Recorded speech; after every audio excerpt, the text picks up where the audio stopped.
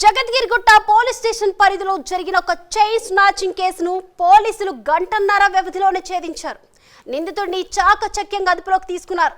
ఇక బాధితురాలికి 3 తులాల బంగారం, మంగళసూత్రం అందజేశారు. ఇంత వేగంగా ఈ కేసును పోలీసులు ఎలా సాల్వ్ చేశారు? దొంగను ఎలా పట్టుకున్నారు? Let's watch the story.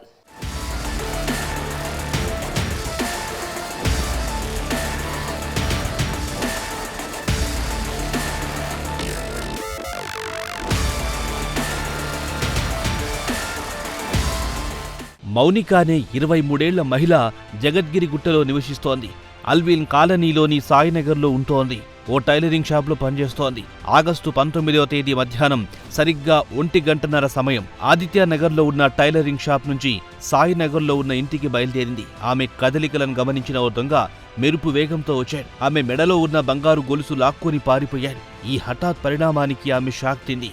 Shock నుంచి వెంటనే తేరుకుంది. దగ్గరలోనే ఉన్న ఇంటికి వెళ్లి విషయం చెప్పింది. వారంతా ఘటనా స్థలానికి వచ్చారు. ఘటనా స్థలం వద్ద ఉన్న వాసర హై స్కూల్ కు చేరుకున్నారు.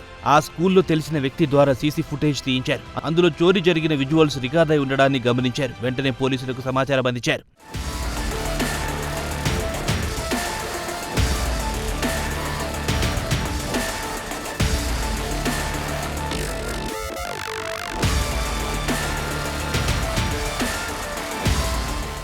చైన్ స్నాచింగ్ ఫిర్యాదు అందుకున్న బాలాజీనగర్ పోలీసులు రంగంలో దిగారు. డీసీపీ సురేష్ కుమార్ ఆదేశాల మేరకు ఏసీబీ నరేష్ రెడ్డి ఘటనా స్థలాన్ని పరిశీలించారు.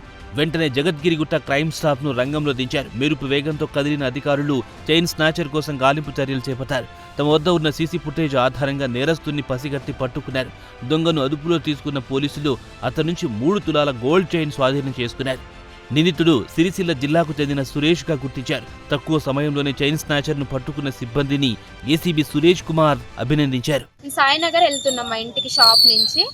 అప్పుడు చైన్ లాక్కొని నాకు ఆపోజిట్ గా నడుచుకుంటూ వచ్చి చైన్ లాక్కొని గల్లీలోకి వెళ్ళిపోయిండు. నేను ఎమ్మటే పక్కన అత్తమ్మ వాళ్ళ ఇల్లు ఉంటే అక్కడికి వెళ్ళిపోయినా ఎమ్మటే స్పీడ్ గా. అక్కడికి వెళ్ళి వాళ్ళకి చెప్పిన వచ్చినాక రిటర్న్ లో కింద పడ్డ ఐటమ్స్ తీసుకున్నాను. ఎంత గోల్డమ్మా? 3 ఉంటుంది.